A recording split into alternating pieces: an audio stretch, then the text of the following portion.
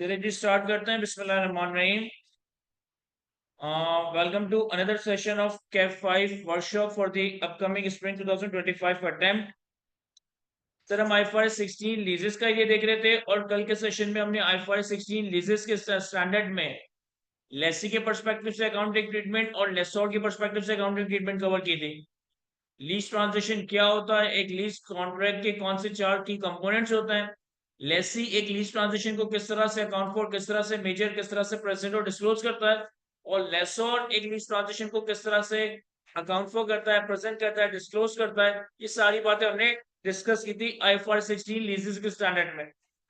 आईफआरएस 16 में एक एरिया हमारे कल के सेशन में रहता था that pertains to the leases by a manufacturer dealer lessor, that pertains to the leases by a manufacturer dealer lessor। तो ये एरिया हम कवर कर लेते हैं और फिर हम आज का एजेंडा आईएफआरएस 9 और आईएस 21 स्टार्ट करेंगे। Sir finance lease by manufacturer dealer lessor, finance lease by manufacturer और डीलर लेसोर, ये क्या कॉन्सेप्ट है? देखिए आम हालात में अगर कोई फाइनेंशियल इंस्टीट्यूशन है, आम हालात में अगर कोई लीजिंग कंपनी है जिसका काम ही यह है कि वो लोगों को फाइनेंसिस प्रोवाइड करता है, लोगों को फंड्स लेंट आउट करता है। अगर एक लीजिंग कंपनी, अगर एक फाइनेंशियल इंस्टीट्यूशन किसी को कोई एसेट लीज पे दे रहा है तो वो एसेट परचेज करके सामने वाले लेसी को रेंट पे दे देता है, सामने वाले लेसी को लीज पे दे देता है। यहाँ पर हम उस फाइनेंशियल इंस्टीट्यूशन के परस्पेक्टिव से एक लीज रिसीवर रिकॉर्ड कर रहे होते हैं, अंडरलाइंग एसेट को डीरिकॉग्नाइज कर रहे होते हैं, और जो भी अकॉर्डिंगली गेन और लॉस आता है वो हमारा पीएनएल में क्रेडिट हो जाता है। लेकिन मैन्युफैक्चरर डीलर लेसोर के केस में, मैन्युफैक्चरर डीलर लेसोर के केस में क्या होगा कि कोई भी एसेट का कोई मैन्युफैक्चरर होगा या किसी एसेट का कोई डीलर होगा जिसका प्राइमरी बिजनेस ये होगा कि वो अपने रेलेवेंट एसेट को, वो अपने स्पेसिफिक एसेट को सेल परचेस करके इनकम कमा रहा होता है। यानी आम हालात में अगर किसी एसेट का कोई मैन्युफैक्चरर है तो वो एसेट को मैन्युफैक्चर करके सेल कर रहा होता है, आम हालात में कोई एसेट का डीलर या ट्रेडर है तो वो एसेट को बाय करके सेल कर रहा होता है, और अकॉर्डिंगली सेलिंग प्राइस और कॉस्ट का जो भी डिफरेंस है वो इसका सेलिंग प्रॉफिट कहलाया जा रहा होता है। अब व्हाट इफ कि अगर एक प्रोडक्ट का मैन्युफैक्चरर, एक एसेट का डीलर अपना एक एसेट लीज पे लोगों को सेल करना स्टार्ट करता है, अपना ही एसेट जो वो मैन्युफैक्चर कर रहा है या जो वो परचेज करके सेल कर रहा है उसी एसेट को वो लीज पे सेल करना स्टार्ट करते हैं, तो यहाँ पर हमारे पास finance lease by manufacturer dealer lessor का कॉन्सेप्ट ट्रिगर हो रहा होगा। अब finance lease by manufacturer dealer lessor के केस में मैन्युफैक्चरर के पास, डीलर के पास दो तरह की इनकम अराइज हो रही होगी। एक इनकम होगी सेलिंग प्रॉफिट और लॉस, यानी कि एसेट को बेचकर, और दूसरी इनकम होगी interest income over the lease term, कि जो हमने ये asset through a lease contract बेचा है तो इस लीज कॉन्ट्रैक्ट में हमारी कोई ना कोई इंटरेस्ट इनकम अराइज हो रही होगी। तो मैन्युफैक्चरर डीलर लेसोर के केस में, मैन्युफैक्चरर डीलर लेसोर के केस में इस लीज ट्रांजैक्शन से दो तरह की इनकम अराइज होगी। एक तो सेलिंग प्रॉफिट एंड लॉस, दूसरा फाइनेंस लीज इनकम यानी कि interest income over the lease term. यहाँ पे चीजों को कैसे रिकॉर्ड करना है, किस तरह से अकाउंट फॉर करना है, उसके लिए कुछ बातें हैं जो मैं पहले एक जगह जॉट डाउन करता हूँ, फिर हम इससे पर्टेनिंग कुछ प्रैक्टिस क्वेश्चन, कुछ इलस्ट्रेशंस वगैरह कवर करेंगे।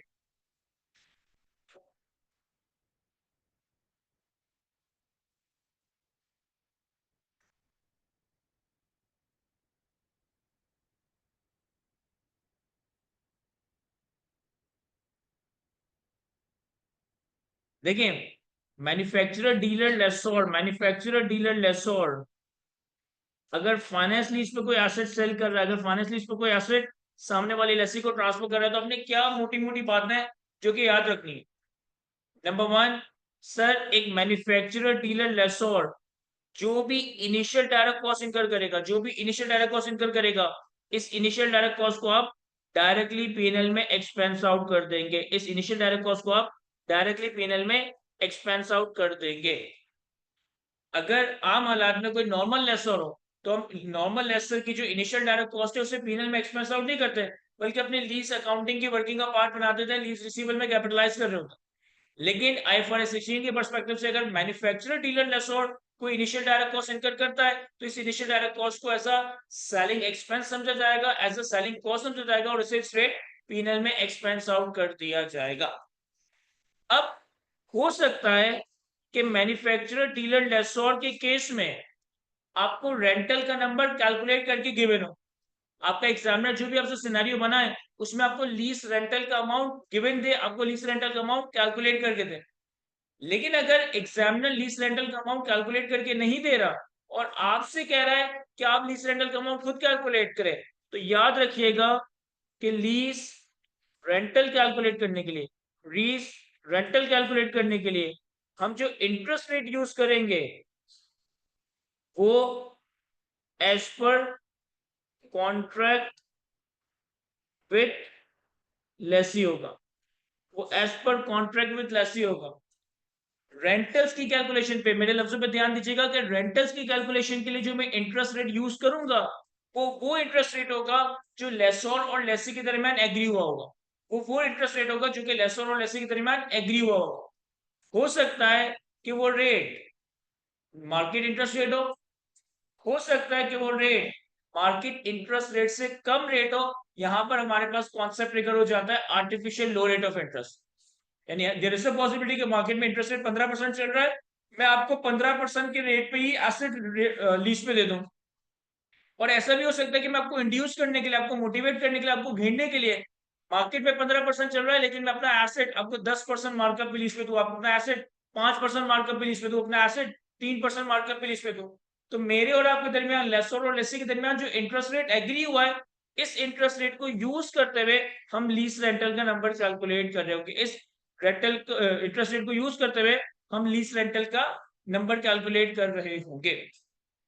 फिर तीसरी चीज हम कैलकुलेट करेंगे present value of lease payment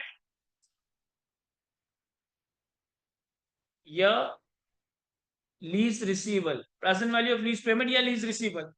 present value of lease payment या लीज रिसीवल कैलकुलेट करने के लिए जो हम इंटरेस्ट रेट यूज करेंगे that would be higher of, that would be higher of market rate और implicit rate, that would be higher of market rate और implicit rate. देखिए प्रैक्टिकली तो मार्केट रेट और इम्प्लिसिट रेट में से 99% cases में market rate ही higher आ रहा होगा, क्योंकि आप मार्केट में जो इंटरेस्ट रेट चल रहा है जनरली अपने लेसी को मैक्सिमम उतने रेट पे ही कन्वेंस कर सकते हैं। लेकिन एक आईकेप के पास पेपर में एक क्वेश्चन ऐसा आ गया था, एक दफा एक सवाल ऐसा आया है जिसमें हमने मार्केट इंटरेस्ट रेट से ज्यादा इंटरेस्ट रेट पे कस्टमर को एक एसेट सेल कर दी, क्योंकि प्रैक्टिकली कमर्शियली पॉसिबल नहीं है, लेकिन अब उसने सिनेरियो बना दिया तो बना दिया। तो रेंटल की कैलकुलेट करनी है, मैं वो रेट इस्तेमाल करूंगा जो मेरे और लेक्सी के दरमियान एग्री हुआ है। लेकिन जब मैं present value of lease payments calculate करूंगा तो present value of lease payments calculate करने के लिए मैं higher of market interest rate और implicit rate whichever is higher rate इस्तेमाल कर रहा होगा। किस तरह से इसकी एप्लीकेशन होगी वो हमें थोड़ी देर में नजर आ जाएगी। देन हम अपने पास सेल्स रिकॉर्ड कर रहे होंगे। सर सेल्स हम रिकॉर्ड करेंगे lower of fair value of asset और present value of lease payment. Sale हम रिकॉर्ड करेंगे lower of fair value of asset और present value of lease payment. यही present value of lease payment के lower पे हम asset, यही present value of lease payment और एसेट की fair value whichever lower पे हम अपनी सेल रिकॉग्नाइज कर रहे होंगे। और लास्ट चीज हमारे पास रिकॉर्ड होगी कॉस्ट ऑफ सेल्स। लास्ट चीज हमारे पास रिकॉर्ड होगी cost of sales. Cost of sales हम रिकॉर्ड करेंगे cost of inventory minus present value of UGRV, present value of unguaranteed reasonable value. अगर हमारी फाइनेंस लीज ट्रांजैक्शन के अंदर कोई यूजीआरवी का कॉन्सेप्ट है तो सर यूजीआरवी की प्रेजेंट वैल्यू को हम इन्वेंट्री की कॉस्ट से रिड्यूस करेंगे और अकॉर्डिंगली इन दोनों का डिफरेंशियल हमारे पास कॉस्ट ऑफ सेल्स रिकॉर्ड हो रहा होगा। देखें ये जो फाइनेंस लीज पर मैन्युफैक्चरर डीलर लेसोर है ना, ये हमने अपनी क्लासरूम में भी कवर किया है, हम अभी भी इससे पर्टिनेंट कुछ एक दो प्रैक्टिस क्वेश्चंस कवर करेंगे। लेकिन व्हाट इफ कि आपका एग्जामिनर आपको कंफ्यूज करने के लिए, ऐसा कभी किया नहीं है इसने लेकिन आपको कंफ्यूज करने के लिए मैन्युफैक्चरर डीलर लेसोर के साथ ऑपरेटिंग लीज अरेंजमेंट देते हैं। यानी मैन्युफैक्चरर डीलर लेसोर का लफ्ज इस्तेमाल करें कि हम एक एसेट के मैन्युफैक्चरर, हम एक एसेट के डीलर हैं और हम एक एसेट ऑपरेटिंग लीज पे दे रहे हैं। तो इस केस में आपको कोई यूनिक ट्रीटमेंट करने की जरूरत नहीं है, आप वही काम करोगे जो आप नॉर्मली एक ऑपरेटिंग लीज के केस में करते हो। अगर एक मैन्युफैक्चरर डीलर लेसोर या एक नॉर्मल लेसोर कोई एसेट ऑपरेटिंग लीज पे दे रहा है तो यहाँ पर कोई यूनिक अकाउंटिंग नहीं होगी, वही काम होगा जो आप नॉर्मल लेसोर के लिए करते थे। सर हम नॉर्मल लेसोर के लिए क्या करते थे कि हम अपना अंडरलाइंग एसेट डिरिकॉग्नाइज नहीं करते थे, हम अपना अंडरलाइंग एसेट डिरिकॉग्नाइज नहीं करते थे, अंडरलाइंग एसेट को एसेट की यूजफुल लाइफ पे डेप्रिशिएट करते थे। अगर कोई इनिशियल डायरेक्ट कॉस्ट इनकर की हो, अगर कोई इनिशियल डायरेक्ट कॉस्ट इनकर की हो तो इसे एसेट की कॉस्ट में कैपिटलाइज करके over the lease time amortise करते थे। और ऑपरेटिंग लीज में जो भी हमारे रेंटल बनते थे उसको हम स्ट्रेट लाइन बेसिस पे over the lease time income के तौर पे रिकॉर्ड कर रहे हैं। अगर अनइवन रेंटल है, कुछ बोनस पीरियड है, कुछ विवर पीरियड है, तो हम अपने रेंटल्स का टोटल करेंगे और इसे स्ट्रेट लाइन बेसिस पे over the lease term recognise कर रहे हैं। क्या ये बात याद रहेगी हमें? सर फाइनेंस लीज पर मैन्युफैक्चरर डीलर लेसोर में थोड़ी सी चीजें आपको याद रखनी पड़ेगी कि फाइनेंस लीज पर मैन्युफैक्चरर डीलर लेसोर की केस में जो इनिशियल डायरेक्ट कॉस्ट होगी वो आपकी स्ट्रेट पीएनएल में एक्सपेंस आउट हो जाएगी। लीज रेंटल कैलकुलेट करने के लिए हम वो इंटरेस्ट रेट इस्तेमाल करेंगे जो लेसी और लेसोर के दरमियान एग्री हुआ है, लेकिन लीज पेमेंट की प्रेजेंट वैल्यू कैलकुलेट करने के लिए, लीज रिसीवेबल कैलकुलेट करने के लिए हम वो इंटरेस्ट रेट इस्तेमाल करेंगे जो हायर हो, मार्केट इंटरेस्ट रेट या इम्प्लिसिट रेट होगा। सेल्स को हम रिकॉर्ड करेंगे lower of fair value of asset और present value of lease payments, और कॉस्ट ऑफ सेल्स हम अपने पास रिकॉर्ड करेंगे as a difference between cost of inventory and the present value of unguaranteed resident value. चलते कुछ सवालों की तरफ, तो ये चीजें आपको अप्लाई होती हुई नजर आएगी। अगर हम अपने IFRS 16 के ही वर्कशॉप के हैंडआउट पर आए तो हमारे पास एक सवाल आ रहा है वेलोसिटी मोटर्स लिमिटेड के नाम से। कहता है velocity Motors limited is a dealer of luxury electric vehicles. Each unit of EV model Bolt is acquired from the manufacturer at a cost of 35 million and sold for 40 million. The estimated economic life of Bolt is 6 years. एक dealer है हमारे पास velocity Motors limited के नाम से और ये dealer है luxury electric vehicles का। ये एक particular electric vehicle bolt model 35 million की मैन्युफैक्चरर से परचेज करता है और 40 मिलियन की सेल करता है और इस व्हीकल की एस्टिमेटेड लाइफ 6 साल है। पहले मैं रिक्वायरमेंट रीड करता हूँ। रिक्वायरमेंट में क्या कहता है? Prepare journal entries for the above lease transaction in the books of the company for the year ended 31 दिसंबर 2023। ठीक है sir. Due to financial constraints, some prospective customers were unable to purchase Bolt on cash.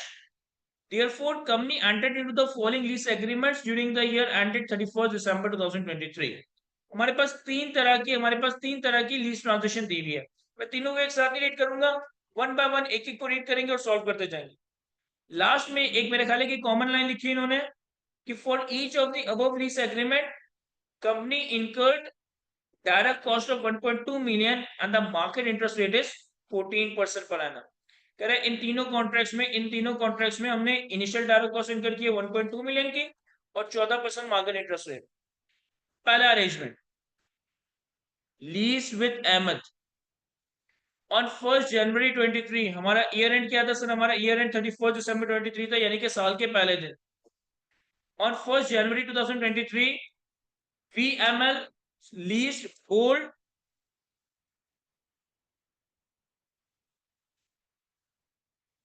VML lease Bolt to Ahmed for a non-cancelable period of 5 years. The rate of interest implicit in the lease is 12% per annum. The payment is made in 5 equal installments payable on 31st December each year. And the reserve value at the end of the 5 years is estimated as 6 million, which is guaranteed by the third party related to VML. क्या कह रहा है? साल के पहले दिन हमने अपना ये एसेट किसी लेसी अहमद को 5 साल की नॉन कैंसेबल लीज पे रेंट आउट किया, लीज पे दिया। इंटरेस्ट रेट इम्प्लिसिट कितना है? 12% और मार्केट रेट कितना है? 14%। यानी कि यहाँ पर artificial low rate of interest का कॉन्सेप्ट ट्रिगर हो रहा है। यहाँ पर artificial low rate of interest का कॉन्सेप्ट ट्रिगर हो रहा है। मार्केट इंटरेस्ट रेट 14% है, लेकिन हम कस्टमर को कितना दे रहे हैं? 12%। कह रहे पेमेंट जो है ना वो 5 इक्वल इंस्टॉलमेंट्स में होगी और पेमेंट इन एरियर्स है। 5 साल के बाद 5 साल के बाद रेजरल वैल्यू है 6 मिलियन। जो कौन गारंटी कर रहा है? Which is guaranteed by a third party related to VML. तो यानी कि हमारे पास यहाँ पर गारंटीड रेजरल वैल्यू नहीं है। यहाँ पे हमारे पास गारंटीड रेजरल वैल्यू नहीं है, क्योंकि अगर लेसोर का ही जानने वाला गारंटी कर रहा है तो ये हमारे लिए अनगारंटीड रेजरल वैल्यू कहलाई जाएगी। सर अप्लाई करते हैं अपने कॉन्सेप्ट्स। हमारे पास वेलोसिटी मोटर्स लिमिटेड,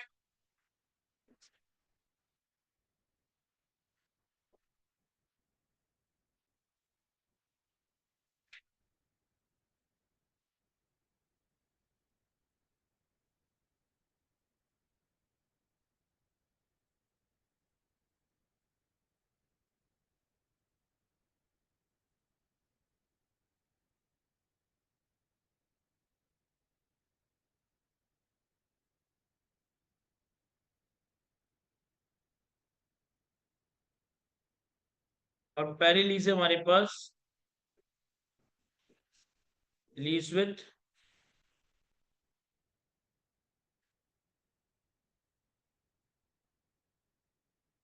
अहमद। अब देखें 5 साल की नॉन कैंसिबल पीरियड पे ये एसेट दिया जा रहा है। 5 इक्वल एनुअल इंस्टॉलमेंट्स होंगे जो कि 31 दिसंबर पे पे किए जाएंगे। और 5 साल के बाद इसकी रिजर्व वैल्यू कितनी है? 6 मिलियन। कस्टमर के साथ रेट एग्री कितना हुआ है? 12%। तो पहले मुझे क्या करना है सर? पहले मुझे यहाँ पर रेंटल्स कैलकुलेट करने पड़ेंगे। पहले मुझे यहाँ पर रेंटल्स कैलकुलेट करने पड़ेंगे। सर रेंटल्स कैसे कैलकुलेट किए जाएंगे?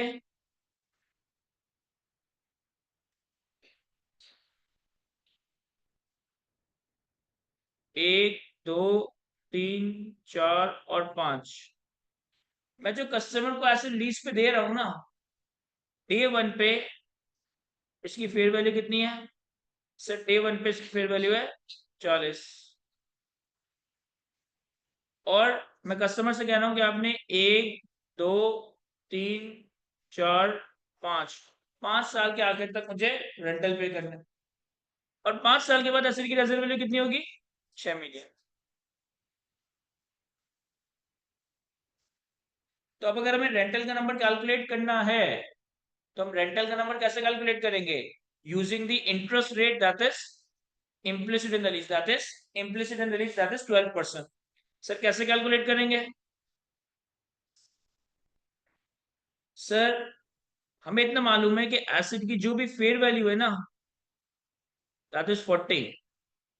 इससे पहले हम माइनस करते हैं present value of residual value, क्योंकि रेजिडल वैल्यू तो हमें एसिड से रिकवर हो जाएगी ना, जब हमें एसिड वापस मिल जाएगा। रेजिडल वैल्यू के जो अलावा अमाउंट है वो हमें कस्टमर से रिकवर करना है।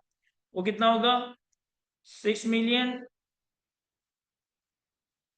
Divided by 1 plus 12% raise to the power minus raise to the power 5। कितना? 6 मिलियन की रेजर्व वैल्यू, 12% का इंटरेस्ट रेट 5 साल में डिस्काउंट करूं तो कितना आ रहा है? 3.4। यानी कि ये अमाउंट तो प्रेजेंट वैल्यू टर्म में हम एसेट की रेजर्व वैल्यू से रिकवर करेंगे। 40 माइनस 3.4 36.6। ये वो अमाउंट है जो हमें कस्टमर से 5 सालों में रिकवर करना है। ये वो अमाउंट है जो कस्टमर से हमें 5 सालों में रिकवर करना है। तो amount to be recovered from Ahmed. अब मैं अहमद से कहूंगा कि अहमद आपने मुझे 36.4 देना है रेंटल्स कीमत। तो रेंटल्स के लिए हमारे पास फॉर्मूला क्या है? Present value is equals to R 1 minus 1 plus interest rate raise to the power minus N whole divided by I. इस फॉर्मूला में हमारे पास प्रेजेंट वैल्यू है 36.6, रेंटल हमें डिटरमाइन करना है 1 minus 1 plus 12% raise to the power minus 5 whole divided by 12%।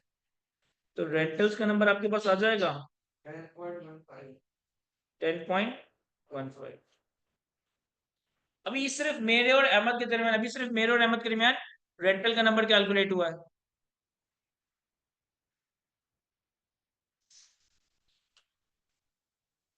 अब हम क्या करेंगे, अब हम कैलकुलेट करेंगे लीज या present value of lease payment. अब present value of lease payment के लिए इन्हीं रेंटल्स की दोबारा से डिस्काउंटिंग की जाएगी using the market interest rate. अगर इसकी रेजिडुअल वैल्यू गारंटी होती टोटल 40 लेते हैं, फिर भी यही काम करता है क्योंकि वो अमाउंट वो गारंटी की रेजिडुअल वैल्यू की मद में पे करता है और रेजिडुअल वैल्यू के अलावा जो अमाउंट है वो रेंटल की मद में पे करता है। Sir present value of lease payment is equals to 10.15 1 minus 1 plus market interest rate कितना है 14% raise to the power -5 whole divided by 14%, 34.85। present value of UGRV 6 divided by 1 plus 14% raised to the power -5 1. 11.5 नहीं sir 3.12 3.12 -5 sir -5 हाँ divide में तो -5 नहीं होगा, सही divide में तो सिर्फ 5 होगा। तो हमारे पास present value of lease payment आ गई, हमारे पास प्रेजेंट वैल्यू ऑफ यूजीआर भी आ गई। सर और हमें क्या कैलकुलेट करना है, सर हमें सेल का नंबर कैलकुलेट करना है, हमें कॉस्ट ऑफ सेल्स का नंबर कैलकुलेट करना है। Sale would be lower of present value of lease payment that is 34.85 और फेल वैल्यू इज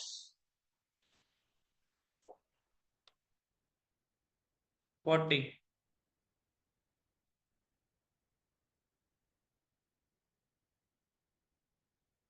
और हमारे पास कॉस्ट ऑफ सेल्स आ जाएगी एसिड की कॉस्ट दैट इज 35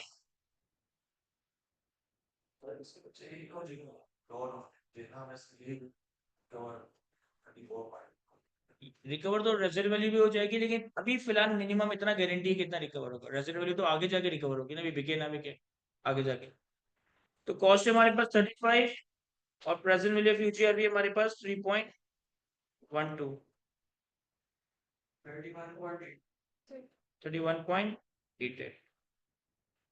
ये हमने सारे नंबर्स कैलकुलेट कर लिए, अब हमें जनरल एंट्रीज करनी है। फिलहाल आई गेस कि अगर मैं वर्कशॉप में लॉजिक की तरफ जाऊंगा ना तो फिर वो वर्कशॉप नहीं रहेगी, वो रेगुलर क्लास बन जाएगी। तो टाइम कंसिडर करते हुए सॉरी मैं अभी लॉजिक्स पे बात नहीं कर सकता कि क्यों इसको लोअर पे रिकॉर्ड किया जाता है और क्यों ये ऐसा रिकॉर्ड किया जाता है। अदरवाइज मैं फिर लॉजिक डिस्कस करूंगा तो फिर हम सिर्फ एक सवाल भी सॉल्व नहीं कर पाएंगे। सर तो हमने सारे नंबर्स कैलकुलेट कर लिए, मैं दोबारा से रिपीट करता हूँ। 1 जनवरी 23 में हमने कस्टमर को 5 साल की लीज पे एक एसेट दी और हमने कस्टमर का कहा कि हमसे एक एसेट खरीदो जिसकी वैल्यू 40 मिलियन है, हम तुम्हें 12% लीज पे दे देंगे, 12% इंटरेस्ट पे दे देंगे। मार्केट इंटरेस्ट रेट चल रहा था 14%, हमने कस्टमर को एसेट 12% पे दे दिया। 5 साल के बाद एसेट की रेजर्व वैल्यू 6 मिलियन है, जो कि हमारी लेसोल की रिलेटेड पार्टी गारंटी कर रहा है, यानी कि एज गुड एज कि वो हमारे लिए अनगारंटेड रेजर्व वैल्यू। हमने कस्टमर को कहा कि 40 मिलियन के एसेट की फेयर वैल्यू है, 5 साल के बाद एसेट की रेजर्व वैल्यू 6 मिलियन होगी, जो हम आपसे रिकवर नहीं कर रहे हैं, आपने सिर्फ 5 साल की वैल्यू के अगेंस्ट हमें पैसे देने हैं। तो वो कस्टमर के एग्रीड रेट पे कितना बन गया 36.6। हमने 36.6 को रखते हुए अपना कस्टमर के रेट पे रेंटल कैलकुलेट किया 10.15। ये कस्टमर के साथ बातें हो रही थी। अब हमारे अपने फाइनेंशियल स्टेटमेंट्स में कैसा लेसोर हमें फाइनेंशियल स्टेटमेंट्स में क्या क्या रिकॉर्ड करना है, तो हमें फाइनेंशियल स्टेटमेंट्स में present value of lease payments और प्रेजेंट वैल्यू ऑफ यूजीआरवी इन दोनों का टोटल, इन दोनों का टोटल लीज रिसीवेबल रिकॉर्ड करना है 37.97। हमें इन दोनों का टोटल लीज रिसीवेबल रिकॉर्ड करना है। तो मैंने present value of lease payment calculate की, लेकिन अब की बार जो मैंने present value of lease payment calculate की उसमें मैंने मार्केट इंटरेस्ट रेट इस्तेमाल किया। मैंने present value of UGRV calculate किया और प्रेजेंट वैल्यू ऑफ यूजीआरवी में मैंने मार्केट इंटरेस्ट रेट इस्तेमाल किया। इन दोनों का टोटल मेरे पास लीज रिसीवेबल बन जाएगा। सेल्स मेरी रिकॉर्ड होगी lower of present value of lease payment and fair value of asset. तो present value of lease payment थी 34.85 और फेयर वैल्यू थी 40, तो इन दोनों का लोअर 34.85 पे हमारी सेल रिकॉर्ड होगी और कॉस्ट ऑफ सेल्स हमारी रिकॉर्ड होगी 35 की कॉस्ट थी, present value of UGRB that is 3.12, 31.88। अब बस हमें इसकी जनरल एंट्रीज बनानी है। जनरल एंट्रीज क्या होगी सर? 1 जनवरी 2023 पे हमारे पास लीज रिसीवेबल डेबिट हो जाएगा 37.97। हमारे पास सेल्स क्रेडिट हो जाएगी पीएनएल में दैट इज 34.85।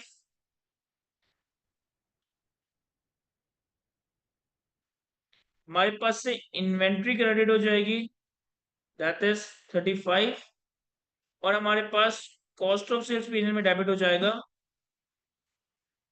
35 माइनस 3.12 31.88। देखिए ये एंट्री हमारी रिकंसाइल कर रही है। लीज रिसीवेबल डेबिट किया लीज पेमेंट और यूजीआरबी के टोटल से, सेल्स क्रेडिट किया 34.85 से, इन्वेंट्री क्रेडिट की एक्चुअल कॉस्ट ऑफ इन्वेंट्री 35 से और कॉस्ट ऑफ सेल्स डेबिट किया 31.88 से। क्या ये रिकंसाइल कर रहा है? Yes sir. इसके अलावा डे वन पे एक और एंट्री बनेगी, सेलिंग एक्सपेंस पीएनएल में डेबिट। सेलिंग एक्सपेंस कितना था हमारे पास? 1.2 और कैश क्रेडिट 1.2। और फिर ईयर एंड पे अमोटाइजेशन स्केड्यूल बनाए ही मैं यहाँ पे इंटरेस्ट वगैरह रिकॉर्ड कर सकता हूँ। देखो ईयर एंड पे मुझे रेंटल रिकवर होगा कैश। रेंटल कितना था? 10.15। 10.15। इंटरेस्ट इनकम रिकॉर्ड होगा कितना? सर हमारे पास लीज रिसीवेबल था 37.97 इंटू मार्केट इंटरेस्ट रेट, क्योंकि आपने ये सारे नंबर्स मार्केट इंटरेस्ट रेट से इस्तेमाल कैलकुलेट किया, तो इसकी जो अनवाइंडिंग होगी वो भी मार्केट इंटरेस्ट रेट से होगी 5.32 और इन दोनों के डिफरेंशियल से हमारा लीज रिसीवेबल कम हो जाएगा 4.83। अब यहाँ पे मुझे अमोटाइजेशन स्केड्यूल बनाने की जरूरत नहीं है, लेकिन अगर आप अमोटाइजेशन स्केड्यूल बनाएंगे तो 5 साल के बाद 14% पे अनवाइंड होकर 5 साल के बाद 14% पे अनवाइंड होकर आपका अमोटाइजेशन स्केड्यूल क्लोजिंग 6 की वैल्यू दिखा रहा होगा। चूंकि वो वैल्यू अनगारंटीड है तो होगा क्या कि 5 साल के बाद आपके पास एसेट वापस आ जाएगा, तो अकॉर्डिंगली आप अपना asset debit lease receivable credit कर देंगे। क्या ये समझ आता है भाई? सुफियान बनाना चाहे तो बना ले, लेकिन यहाँ इजीली मैनेज हो सकता है, हम 1 साल की एंट्री बनानी। इसके बाद सेकंड ट्रांजेक्शन पे आते हैं। सेकंड ट्रांजेक्शन में कहता है ऑन 1 मार्च 2023, साल के पहले दिन नहीं, 1 मार्च 2023 पे company leased Bolt to Bilal for a non-cancelable period of 4 years. The interest rate implicit in the lease is 16% per annum. Annual installments of 12 million are payable in advance. At the end of the lease term, Bilal has option to purchase Bolt for rupees 8 million. It is reasonably certain that Bilal will exercise this option. अब 1 मार्च 2023 पे हमने एक asset 4 साल की non कैंसिबल period पे lease पे दिया। Customer के साथ जो रेट एग्री किया दैट इज 16%। कस्टमर के साथ जो रेट एग्री किया दैट इज, यानी कस्टमर को मार्केट से ज्यादा रेट ऑफर कर दिया और कस्टमर मान भी गया, तो वो हमारे लिए ये वाला रेट रेलेवेंट नहीं होगा, हम इसी रेट को इस्तेमाल कर रहे होंगे। इंस्टॉलमेंट का नंबर हमें कैलकुलेट करके दिया है। Eight the end of the lease time asset की वैल्यू कितनी है? 8 मिलियन और रीजनेबली सर्टेन है कि ये बिलाल ऑप्शन एक्सरसाइज करेगा। तो यहाँ तो मेरे ख्याल है कि सिंपल हो जाएगा चीजें।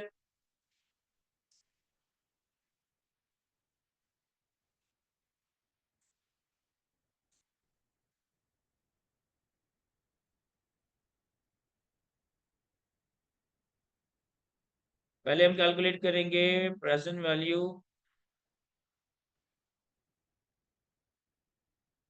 Of lease payments.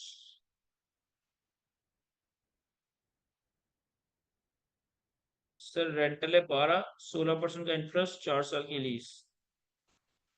12 1 minus 1 plus 16% raised to the power minus 4 whole divided by 16%.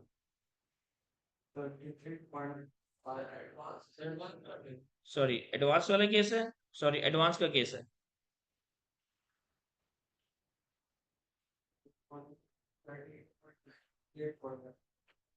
38.95।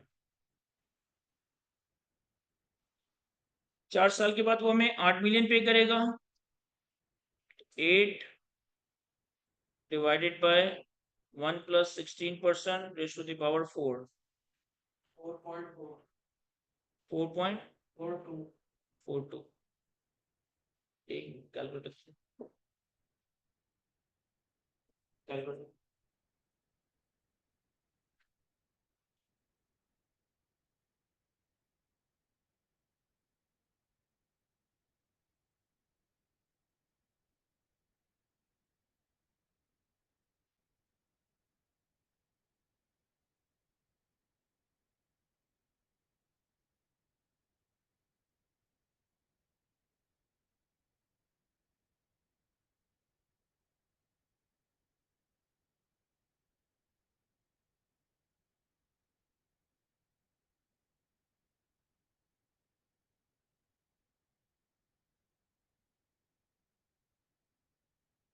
Sir यहाँ पर थोड़ी सी मैंने सवाल में एक एरर कर दिया, उसको मैं सही कर देता हूँ कि यहाँ पे जो बार्गेन परचेज ऑप्शन होना चाहिए ना, वो 1.9 मिलियन होना चाहिए।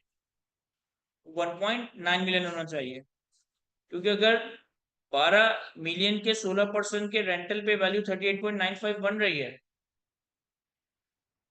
तो जो बार्गेन परचेज ऑप्शन की प्राइस बनेगी that would B 1.9 million.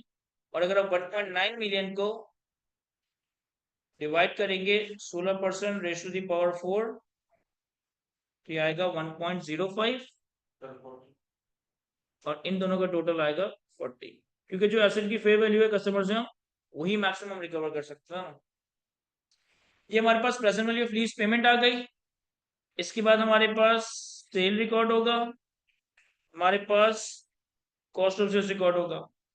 Sir sales होगी हमारे पास lower of present value of lease payment that is 40 और fair value of asset that is 40, तो इन दोनों का लोअर 40 बनेगा।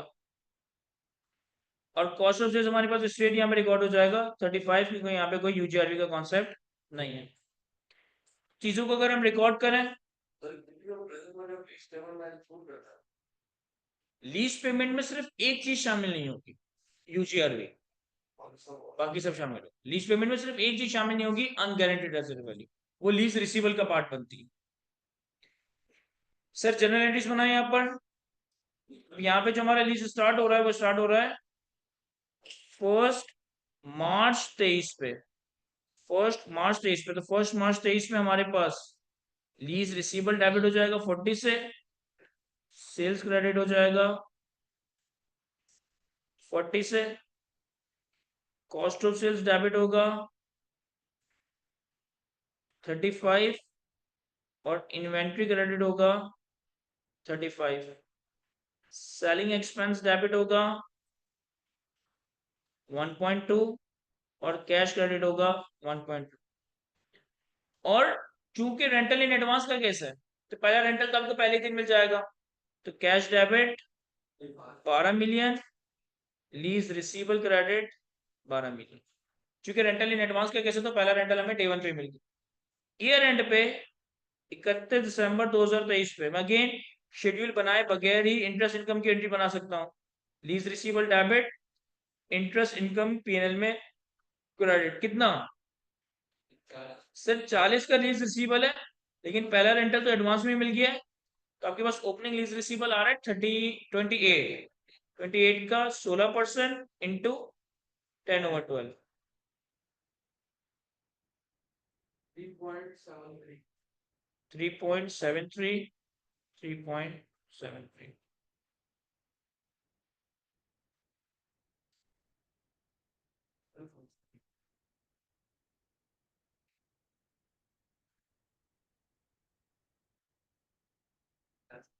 क्या ये समझ आ रहा है? मैं आगे बढ़ते हैं।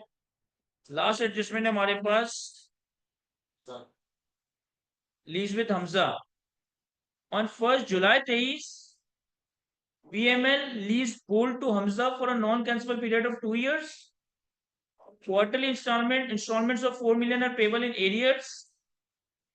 Company expect to sell this unit at the end of 3 years at an estimated residual value of 13 million. अब देखिए, lease term sorry useful life 6 साल है। हमने एसेट कितने अर्से के लिए लीज पे दिया? 2 साल के लिए। इसका मतलब है कि लीज टर्म एसेट की यूजफुल लाइफ का मेजर, एसेट की इकोनॉमिक लाइफ का मेजर पार्ट रिप्रेजेंट नहीं करती। 4 मिलियन की क्वार्टरली पेमेंट्स हैं और 2 साल में कितने क्वार्टर आता है? 4। तो 4 इंटू 8, 8 पेमेंट्स होंगी ना 2 सालों में। 4 इंटू 8 कितना? 32, 32। और हमारे एसेट की फेयर वैल्यू कितनी है? 40। इसका मतलब है कि अगर 32 की तुम प्रेजेंट वैल्यू कैलकुलेट करो तो वो कहीं ग्रॉस वैल्यू में भी वो एसेट की फेयर वैल्यू का सब्सटेंशियल नहीं है, तो प्रेजेंट वैल्यू में तो और कम हो जाएगा। से फिर यहाँ पे बार्गेन परचेस ऑप्शन का कोई बात नहीं है, यहाँ पे एसेट की ओनरशिप की ट्रांसफर की कोई बात नहीं है, यहाँ पे स्पेशलाइज्ड नेचर की कोई बात नहीं है। तो इसका मतलब है कि ये lease dealer lease with operating lease का केस है। Dealer lease with operating lease का केस है। अब dealer lease with operating lease के केस में आप सिंपली वही काम करेंगे जो आप एक नॉर्मल लेसोर के लिए करते हैं, यानी कि हमारा अंडरलाइंग एसेट डीरिकॉग्नाइज नहीं होगा। लेकिन एक चीज यहाँ पे गौर करने वाली ये है कि हम डीलर हैं इलेक्ट्रिक व्हीकल्स के, तो जितनी भी इलेक्ट्रिक व्हीकल्स है वो हमारे लिए क्या थी? इन्वेंट्री। लेकिन मैं उस इन्वेंट्री को बेच नहीं रहा बल्कि रेंट पे दे रहा हूं। तो ये मेरे लिए IAS 16 का प्रॉपर्टी प्लान एंड एग्रीमेंट बन जाना चाहिए। कैसे? सर IAS 16 में हमने प्रॉपर्टी प्लान एंड एग्रीमेंट की डेफिनेशन क्या पढ़ी कि property plan and agreement is a tangible item that is held for production of goods and services, administrative purposes and rental to others. Sir तो investment property में भी rental to others आ रहा होता है। इन्वेस्टमेंट प्रॉपर्टी में land और building आती है, और other than land and building यानी कि मूवेबल एसेट्स को अगर आप रेंट पे देते हैं तो ये आपके लिए IAS 16 का प्रॉपर्टी प्लान एंड एग्रीमेंट बन जाएगा। तो यहाँ पे हमें अपनी इन्वेंट्री को, यहाँ पे हम अपनी इन्वेंट्री को इन्वेंट्री से निकालकर PP में ले जाना चाहिए। सर पर्सनल यूज भी PP में होता है। अब यहाँ पे देखें,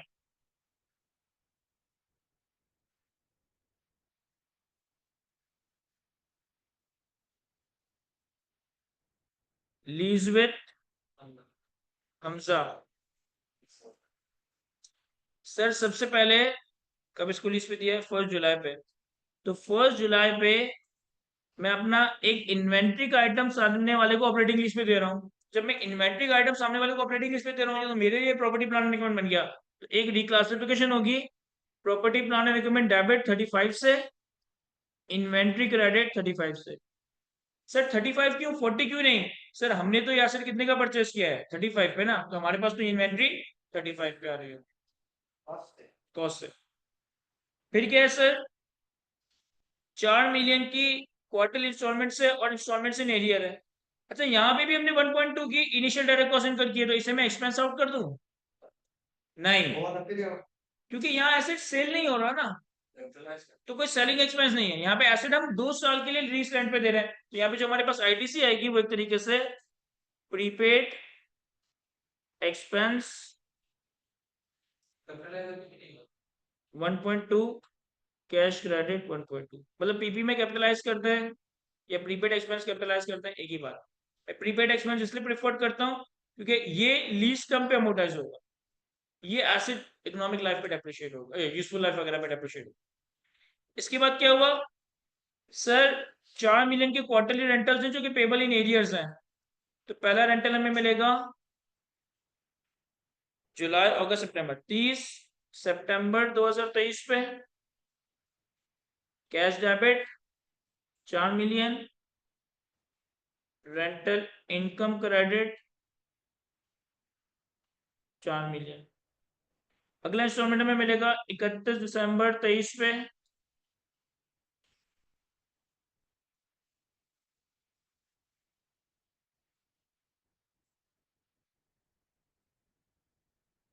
कैश डेबिट 4 मिलियन और रेंटल इनकम 4 मिलियन। 31 दिसंबर पे आपने अपने एसेट को डेप्रिशिएट करना है और आपने अपने प्रीपेड एक्सपेंस को अमोर्टाइज करना है। तो जो हमारा प्रीपेड एक्सपेंस था इसे मैं एक्सपेंस डेबिट करता हूं, प्रीपेड एक्सपेंस क्रेडिट करता हूं। कितने से?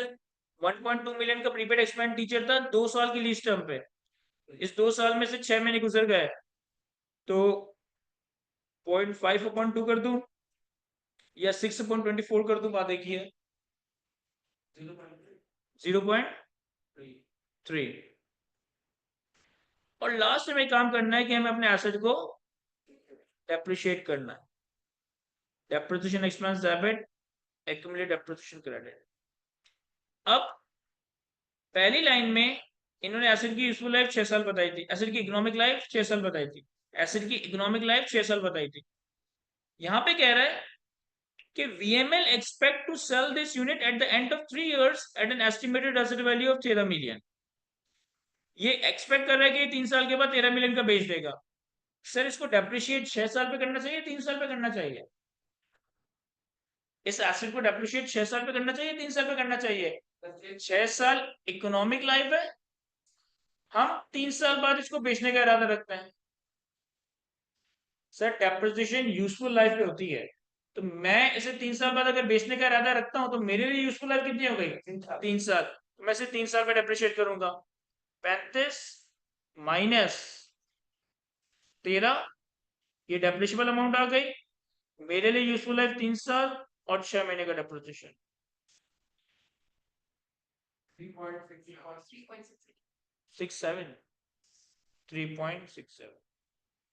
ये हमारा जो तीसरा अरेंजमेंट था, that is operating lease by the dealer lessor. Copy करें इससे, कोई सवाल है तो मुझसे पूछिएगा।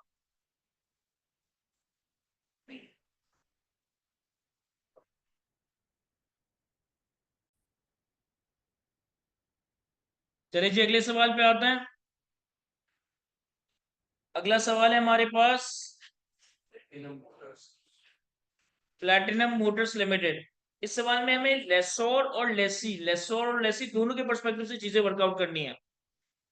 कहता है Platinum Motors Limited is a dealer of high performance industrial generator.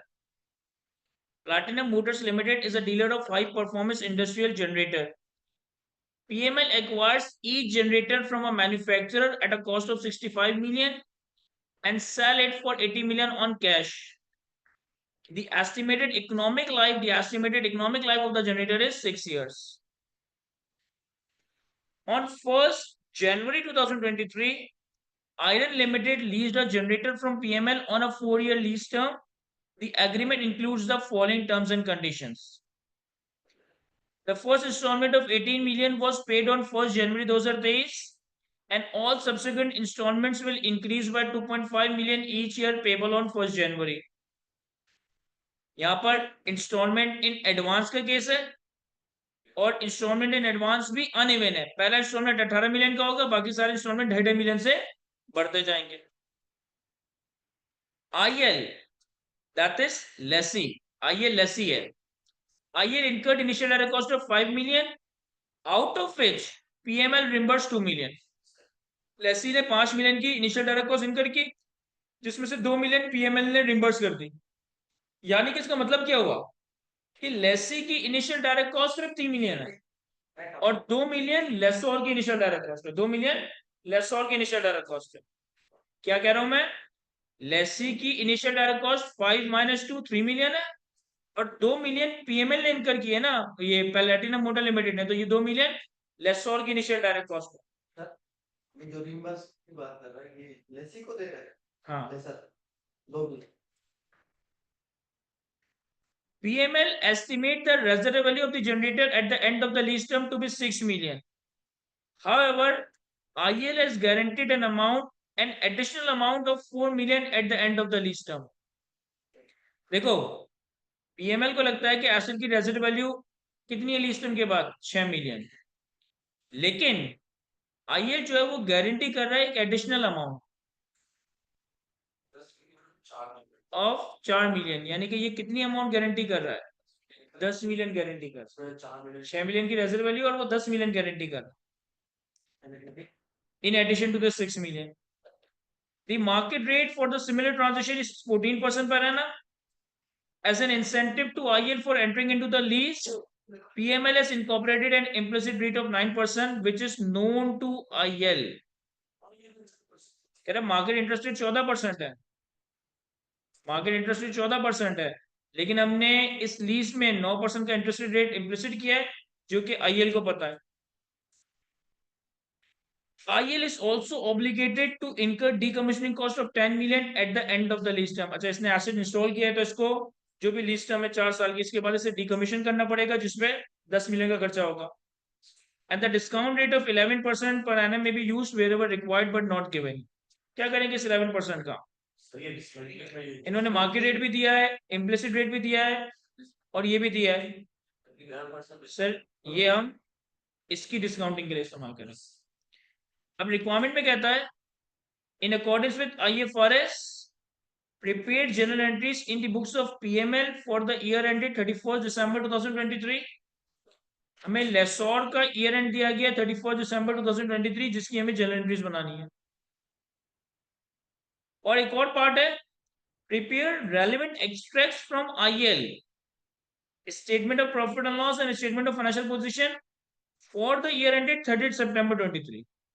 हमें लेसी के बैलेंस शीट और पीनल के एक्सट्रैक्ट्स बनाने हैं, लेकिन लेसी का ईयर एंड अलग है, वो 30 सितंबर 2023, वो 30 सितंबर 2023 है। जरा खुद से सॉल्व करने की कोशिश करते हैं, क्योंकि ये लीज का लास्ट सवाल, हमने इतने सारे सवाल किए हैं, जरा खुद से देखें कि हम खुद से सॉल्व कर पा रहे हैं इसे।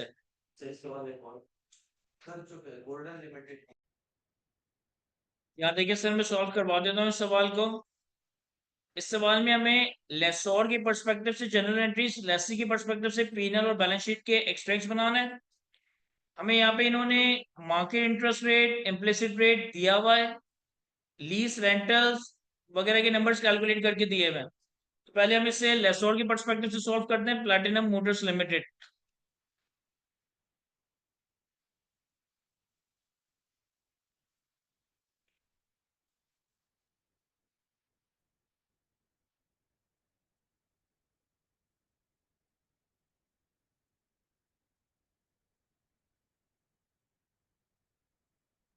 सर लेसोर के पर्सपेक्टिव से एक हमें लीज रिसीवेबल कैलकुलेट करना है, सॉरी लीज रिसीवेबल नहीं, present value of lease payment calculate करना है। Present value of lease payment कितनी? सर 4 साल की लीज टर्म है, जो कि 1 जनवरी 1823 पे स्टार्ट हो रही है। 18 मिलियन का रेंटल है, और रेंटल हर साल 2 मिलियन से बढ़ता जाएगा। तो यानी कि हमारे पास जो रेंटल्स हैं,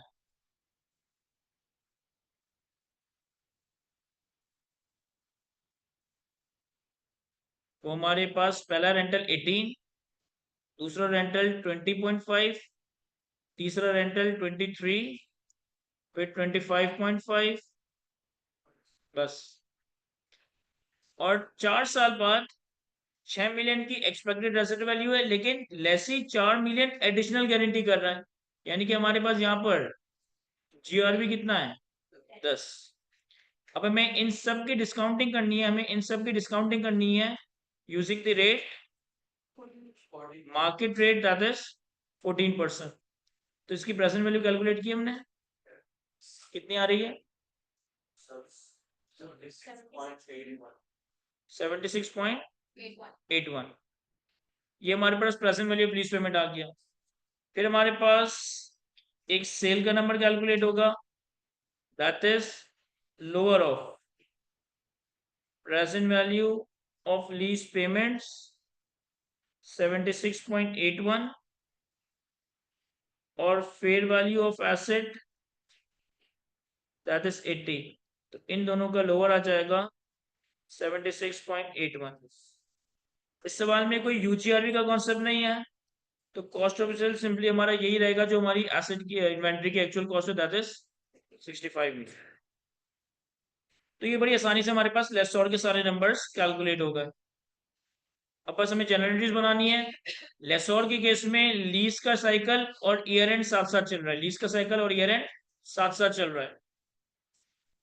तो अगर हम जनरल एंट्रीज बनाएं, सबसे पहले 1 जनवरी 2023 पे लीज रिसीवेबल डेबिट 76.81 और सेल्स क्रेडिट 76.81। दूसरी entry cost of sales debit 65, inventory credit 65। तीसरी एंट्री सेलिंग एक्सपेंस पीएनएल में डेबिट कितना 2 मिलियन, क्योंकि लेसोर की इनिशियल डायरेक्ट कॉस्ट कितनी थी 2 मिलियन और कैश 2 मिलियन। चूंकि रेंटल इन एडवांस का केस है तो कैश डेबिट 18 और लीज रिसीवेबल क्रेडिट 18। और फिर ईयर एंड पे 31 दिसंबर 23 पे हमारा इंटरेस्ट इनकम रिकॉर्ड होगा, तो लीज रिसीवेबल डेबिट और इंटरेस्ट इनकम पीएनएल में क्रेडिट कितने से 76.81 का लीज रिसीवेबल था, जिसमें से हमने 18 का एडवांस रेंटल माइनस कर दिया और हमारा मार्केट इंटरेस्ट रेट है 14%।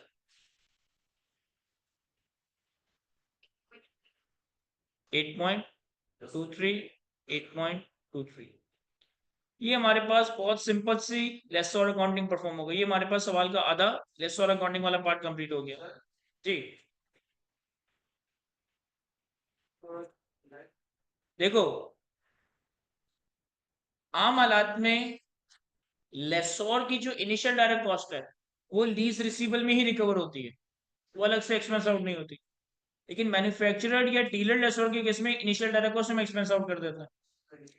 अब कहता है लेसी ने 5 मिलियन की इनिशियल डायरेक्ट कॉस्ट इनकर की, जिसमें से 2 मिलियन लेसोर ने रिवर्स कर दी। तो यानी कि लेसी की जेब से नेट 3 मिलियन की और लेसोर की जेब से 2 मिलियन किया, तो ये 2 मिलियन लेसोर की इनिशियल डायरेक्ट कॉस्ट थी जो हमने पीएनएल में एक्सपेंस आउट। देन लेसी हमारे पास आयरन लिमिटेड,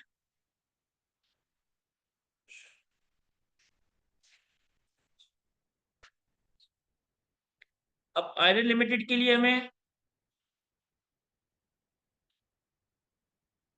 लीज लायबिलिटी का नंबर कैलकुलेट करना है। कितना सर अगेन 18 मिलियन के रेंट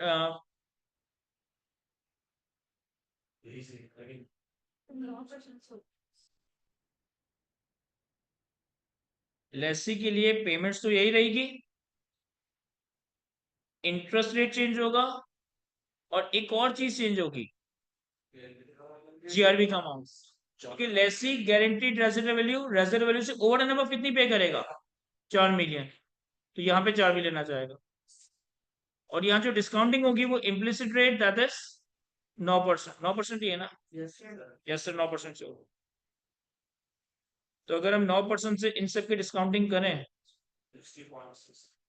60.69, 60.69 हमारे पास लीज लायबिलिटी का नंबर आ गया। दूसरा हमें कैलकुलेट करना होगा right to use asset. Right to use asset में 3-4 चीजें आएंगी। एक तो हमारा लीज लायबिलिटी का अमाउंट आ जाएगा दैट इज 60.69। एक हमारे पास इनिशियल डायरेक्ट कॉस्ट आ जाएगी 5 माइनस 2 दैट इज 3। और एक हमारे पास present value of decommissioning cost आएगी। सर 4 साल बाद हमें इसे 10 मिलियन पे डीकमीशन करना है, 11% का डिस्काउंट रेट यूज करेंगे तो 10 ये डिफरेंट है 78.69, 78.69। decommissioning cost is 10 divided by 1 plus 11% raised to the power कितना 4 या 6? लीज टर्म 4 साल है, इकोनॉमिक लाइफ 6 साल है, तो डीकमीशनिंग कॉस्ट कितने साल की लें? देखो ये तो यहाँ पे सर्टेन है कि एसेट इसी का होगा, वो 4 साल के बाद रेजर्वेबल से ज्यादा पे करने की गारंटी ले रहा है, तो इसका मतलब है एसेट यही रखेगा। लेकिन फिर इन्होंने ना यहाँ पे एक बात लिख दी है कि IL is obligated to incur decommissioning cost at the end of lease term, यानी कि वो लीज टर्म पे इसको डीकमीशन कर रहा है, तो इस वजह से 4 साल।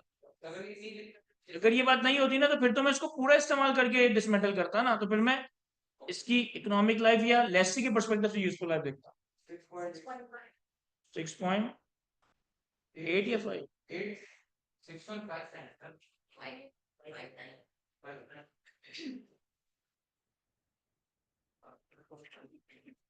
6.5।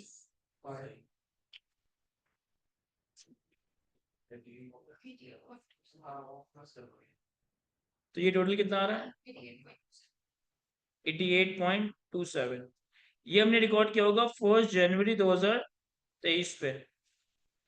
अब हमें डेप्रिसिएशन रिकॉर्ड करना है और हमारा ईयर एंड ना 30 सितंबर 2023 है, तो डेप्रिसिएशन कितना होगा? 88.27 डिवाइडेड बाय 4 मल्टीप्लाई बाय 9/12, 16.55।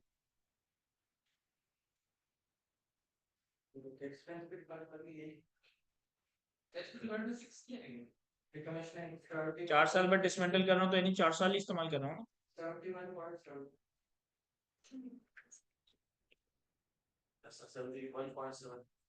71.72। अच्छा, हमें बैलेंस शीट और पीएनएल के एक्सट्रैक्ट्स बनाने, तो राइट टू एसेट का नंबर तो आपके पास बैलेंस शीट पे आ गया, डेप्रिसिएशन एक्सपेंस आ गया, लेकिन लीज लायबिलिटी को मैनेज करने के लिए हमें अमोर्टाइजेशन स्केड्यूल बनाना पड़ेगा, या शेड्यूल के बगैर ही मैनेज कर लें? नहीं होगा।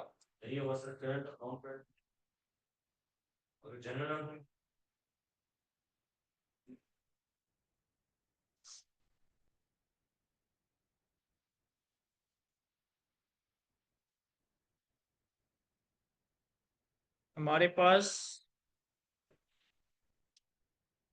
पीरियड एंड,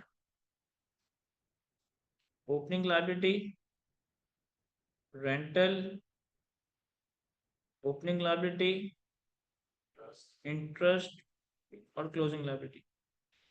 अब लीज स्टार्ट हुई है 1 जनवरी 2023 में, पहला रेंटल पे किया जाएगा 31 दिसंबर पे, लेकिन हमारा ईयर एंड आ गया उससे पहले 30 सितंबर 2023। ओपनिंग लायबिलिटी है 78.69, पहला रेंटल है 18, opening liability after rental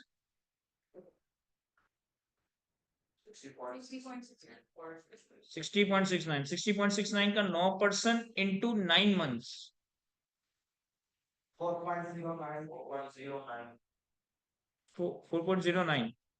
closing liability आ जाएगी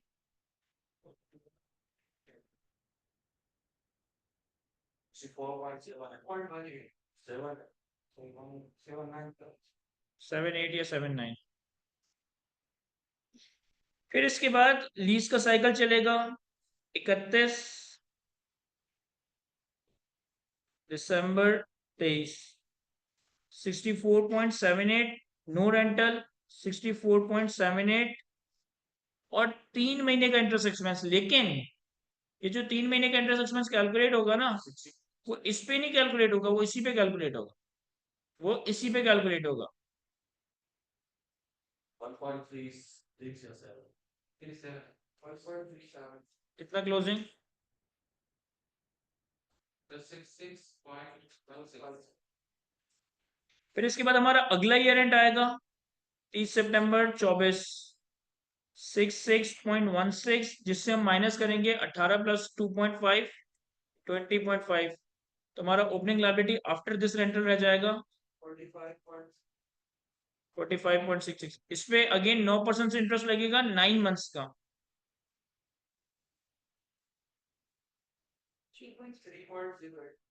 3.08। क्लोजिंग 48.7 74 पूरा ही बना लें, काफी इतना। बात है बैलेंस शीट पीएनएल के एक्सट्रैक्ट्स पे। देखें बैलेंस शीट पे हमारे पास एसेट्स, और एसेट्स में भी नॉन करंट एसेट्स,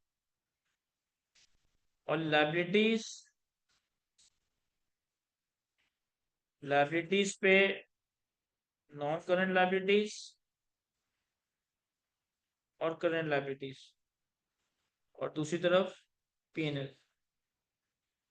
पीएनएल में दो आसान आसान सी चीजें आएंगी, एक तो डेप्रिसिएशन एक्सपेंस आएगा और एक इंटरेस्ट एक्सपेंस आएगा।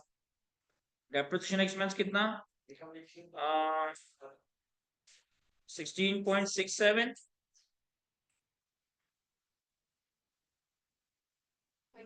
16.55। इंटरेस्ट एक्सपेंस में एक तो 9 महीने का इंटरेस्ट है 4.09, लेकिन सिर्फ ये नहीं है, डीकमीशनिंग का भी इंटरेस्ट है। वो कितना? सर डीकमीशनिंग आपने रिकॉर्ड किया था 6.59 11% पे, तो 6.59 इंटू 11% इंटू 9/12।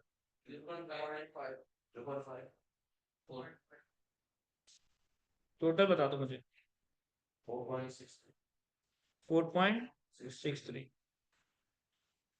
इसी तरीके से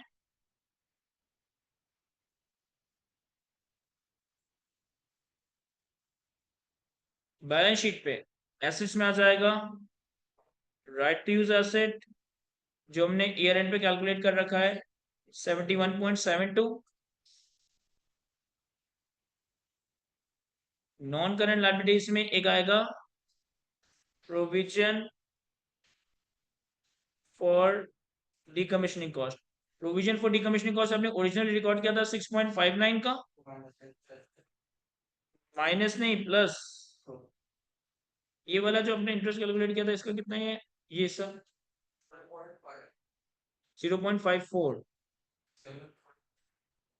तो 7.13। तो यहां पर हमें लीज लायबिलिटी को करंट और नॉन करंट में बाइफरकेट करना है। कैसे करेंगे? देखिए हम पहले साल के आखिर में हमारे पास ये लायबिलिटी है, अगले 12 महीनों में आपने ये वाला रेंटल पे करना है। इस रेंटल में ये वाला इंटरेस्ट और ये वाला इंटरेस्ट पे होगा। इन दोनों इंटरेस्ट में से ये वाला इंटरेस्ट अभी एक्रू नहीं हुआ, लेकिन ये वाला इंटरेस्ट इसमें एक्रू हुआ है। तो मैं अगले 12 महीनों की अमाउंट में से अनएक्रूड इंटरेस्ट माइनस कर दूं, तो 20.5 माइनस 1.37 कितना? 19.13। और नॉन करंट पोर्शन कितना होगा? सिर्फ पहले साल के आखिर में टोटल लायबिलिटी है 64.78 माइनस करंट लायबिलिटी 19.13, 45.65, और ये हमारे पास यहां नजर आ रही है। ये हमारा सवाल कंप्लीट हुआ जाता है। हमने लेसी के पर्सपेक्टिव से बैलेंस शीट और पीएनएल के एक्सट्रैक्ट्स बना लिए। जल्दी से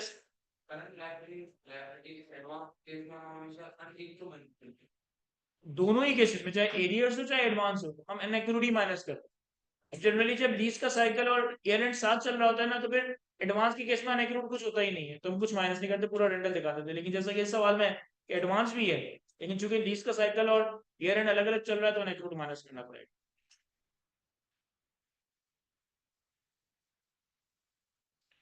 क्लियर है यहां तक? सर लास्ट सवाल देखते हैं, और ये लास्ट सवाल ही ऐसा है जो मुझे लगता है कि इस तरह का ही वो सवाल आपसे इस दफा पूछेगा कि आपके साथ लीजेस और डेफर्ड टैक्स मिला जुला कर कहता है on 1st January 23 Vertex Leasing Limited lease a production facility to Granite Limited. The detail of the agreement are as follow. The Non-cancelable lease term is 6 years, during which annual installments of 75 million are payable by GL in arrears. The interest rate implicit in the lease is 14% per annum. VL incurred initial direct cost of 5 million for arranging the lease, and the estimated asset value of the facility at the end of the lease is 150 million, out of which 110 million has been guaranteed by GL. 1 जनवरी 23 पे vertex leasing limited ने एक production facility granite limited को lease पे दी। 6 साल के lease term में 75 के एनुअल रेंटल्स हैं और रेंटल इन एरियर है। 14% इंटरेस्ट रेट इम्प्लिसिट है। लेसोर ने 5 मिलियन की इनिशियल डायरेक्ट कॉस्ट इनकर की। 150 की रेजर्व वैल्यू है, जिसमें से लेसी कितनी गारंटी कर रहा है? 110। ये तो बहुत सीधा सीधा लेसोर का डेटा दिया हुआ है, कोई रॉकेट साइंस नहीं है इसमें। आगे कहता है the following additional information is available. The profit before tax after all adjustment, यानी कि इन्होंने लीज की एडजस्टमेंट रिकॉर्ड कर दी है, is 420। Applicable rate is 28%, and tax authorities treat each lease as an operating lease. Tax authorities treat each lease as an operating lease. Statement of profit and loss year end, statement of financial position year end, हमें extracts बनाने हैं। तो solve करते हैं सवाल को।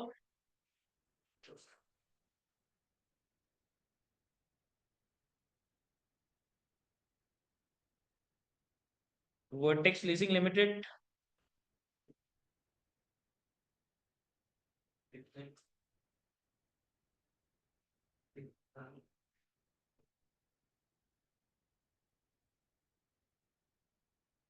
Sir हमें present value of lease payments calculate करना होगा।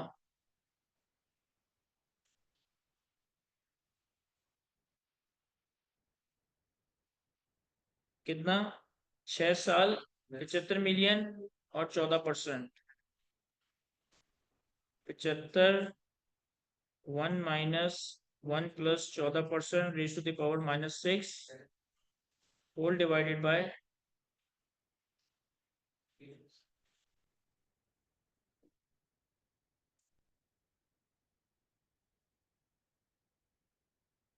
कितना?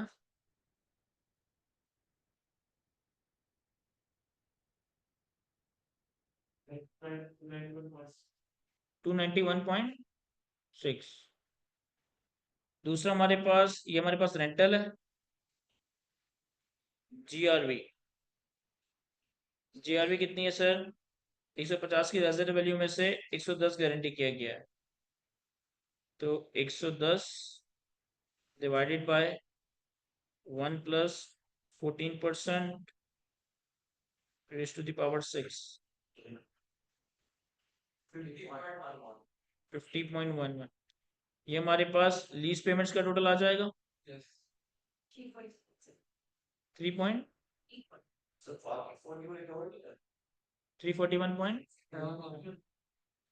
ये आपके पास present value of lease payment आ गई। ठीक है, अब आप यूजीआरवी भी लेंगे लीज रिसीवल कैलकुलेट करने के लिए।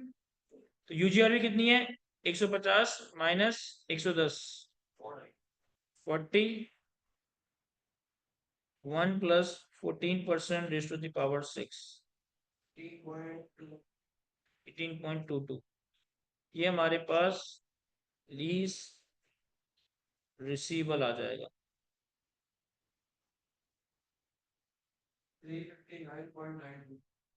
359.92। सर हमारे पास लीज रिसीवल आ गया।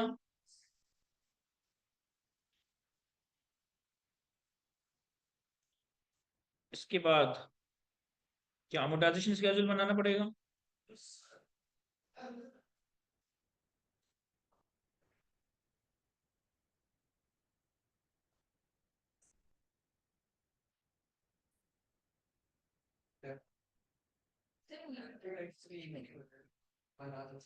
तो आपकी पहली एंट्री में एडजस्ट हो जाता है ना। हमारा ईयर एंड ओपनिंग रिसीवल इंटरेस्ट 14%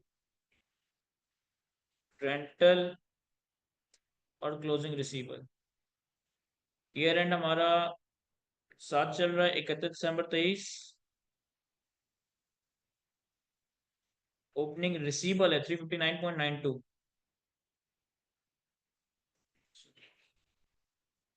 इस पे 14% से इंटरेस्ट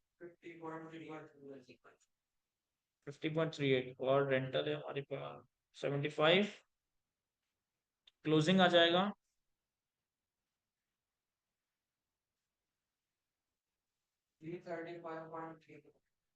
335.3। फिर इसी तरह अगले ईयर एंड पे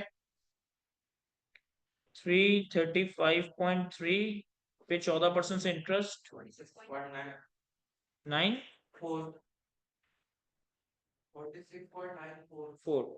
75 का रेंटल माइनस होगा और क्लोजिंग 307.24। बस पूरा बनाने की जरूरत नहीं, इससे काम चल जाएगा। देखिए लीज के नंबर तो आपके पास बहुत आसानी से कैलकुलेट होगा कि लीज रिसीवेबल आ गया, लीज इंटरेस्ट इनकम आ गया, लीज रिसीवेबल का क्लोजिंग आ गया, आप बैलेंस शीट पीनल मैनेज कर सकते हैं। लेकिन पीबीटी हमारे पास 420 मिलियन, 28% का टैक्स रेट है और टैक्स अथॉरिटीज हर लीज को ऑपरेटिंग लीज मांगता है। सर यहां पर हमारे पास अगर हम टैक्सेबल इनकम कैलकुलेट करें या अगर हम करंट टैक्स कैलकुलेट करें इस इंफॉर्मेशन को देखते हुए, तो हमारे पास पीबीटी दैट इज 420। इन्होंने कहा है कि ये जो 420 का पीबीटी है ना, इसमें सारी एडजस्टमेंट्स हुई हुई हैं, यानी कि हम लेस कर देंगे इंटरेस्ट इनकम 50.38 और हम ऐड कर देंगे रेंटल्स कितना 75। तो ये हमारे पास सॉरी ऐड करेंगे, टैक्सेबल इनकम आ जाएगी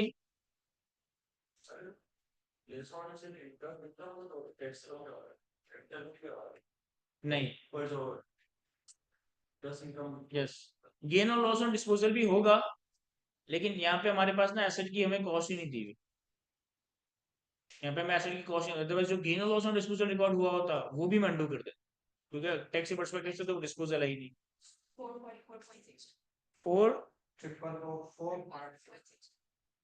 4.62 तो करंट टैक्स आ जाएगा हमारे पास 124. सर करंट टैक्स तो आपका सिंपली आ गया 124.49। अच्छा यहाँ पे ना डेफर्ड टैक्स दो चीजों पे कैलकुलेट होगा, लेकिन इस सवाल में वो दोनों चीजें हैं नहीं। देखें, एक तो लीज रिसीवेबल जिसकी कोई ना कोई कैरिंग अमाउंट है।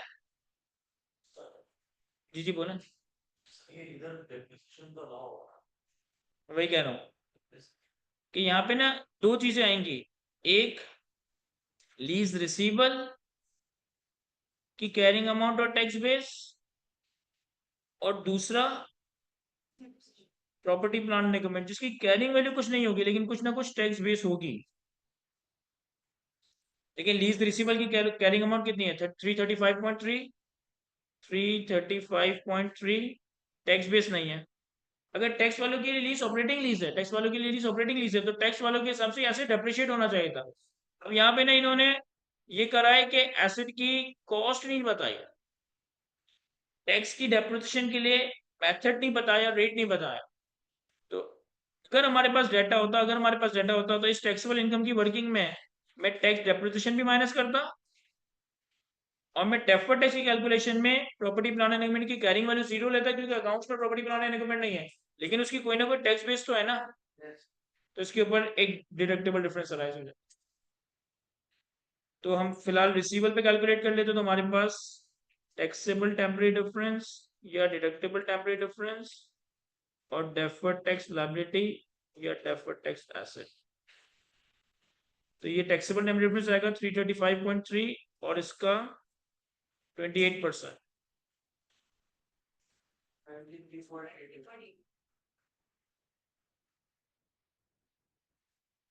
98।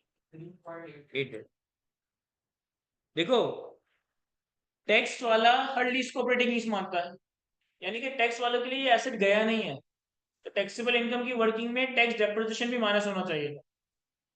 अब यहाँ पे एसेट की वो डिटेल ही नहीं दी तो मैं माइनस कर नहीं पा रहा। और जब मैं डेफर्ड टैक्स की वर्किंग करता तो लीज रिसीवेबल अकाउंट्स में है, टैक्स में नहीं है, लेकिन एसेट अकाउंट्स में नहीं है लेकिन टैक्स में है, तो यहाँ पे एक डिडक्टेबल डिफरेंस आता है जिसको हम deferred tax asset deferred tax income record.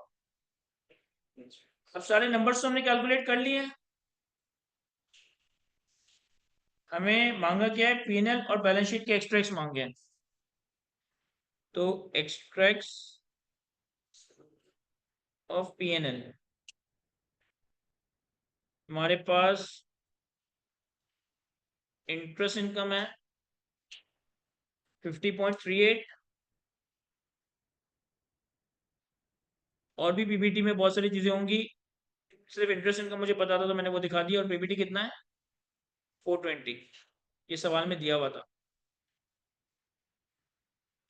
PBT से माइनस करते हैं टैक्स एक्सपेंस, जो कि करंट टैक्स 124.49 और डेफर्ड टैक्स, ये डेफर्ड टैक्स लायबिलिटी रिकॉर्ड हो रही है ना, तो इस पर डेफर्ड टैक्स एक्सपेंस आया होगा 93.88। ये हमारा प्रॉफिट आफ्टर टैक्स आ जाएगा। कितना रहा इन दोनों का टोटल 218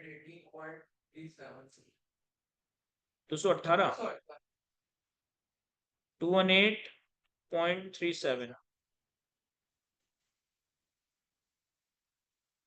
तो प्रॉफिट आफ्टर टैक्स आ जाएगा 201.63।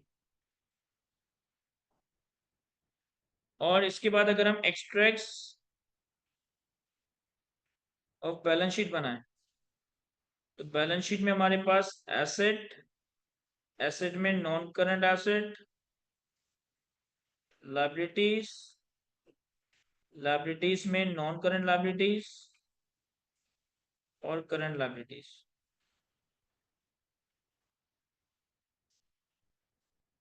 सॉरी, यहाँ पे आपके पास लायबिलिटीज नहीं आएंगी ना, एसेट में नॉन करंट एसेट और करंट एसेट आएगा,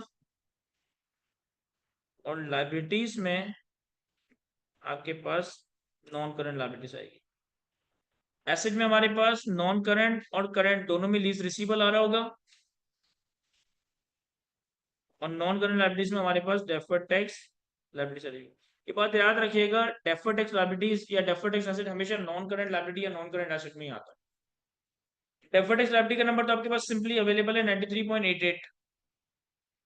93.88 लीज रिसीवेबल को करंट नॉन करंट में बफेगेट करूं, मैं पहले साल के आखिर में हूं, अगले 12 महीनों में ये पे करना है, जिसके अंदर ये इंटरेस्ट होगा जो अभी एक्रू ही नहीं हुआ, सॉरी रिसीव करना है, अगले 12 महीनों में ये रिसीव करना है, जिसमें ये इंटरेस्ट होगा एक्रू, क्योंकि अभी एक्रू नहीं हुआ।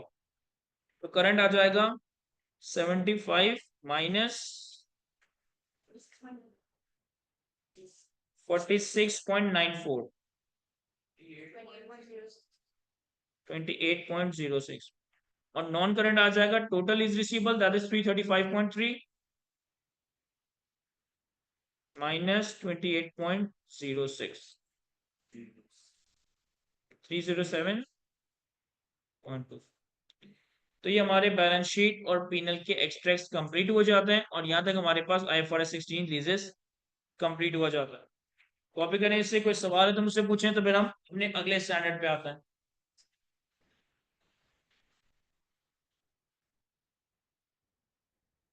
हाँ, इसलिए सवाल में हमें पता नहीं चल सकता क्योंकि हमारे पास एसिड की इकोनॉमिक लाइफ भी अवेलेबल नहीं है, हमारे पास एसिड की फेयर वैल्यू अवेलेबल नहीं है, तो वी कंसिडर कि चूंकि वो रेट वगैरह दे रहा है तो ये फाइनेंस लीज की ही बात कर रहा है, लेकिन इस सवाल में आइडेंटिफाई नहीं कर सकते हम।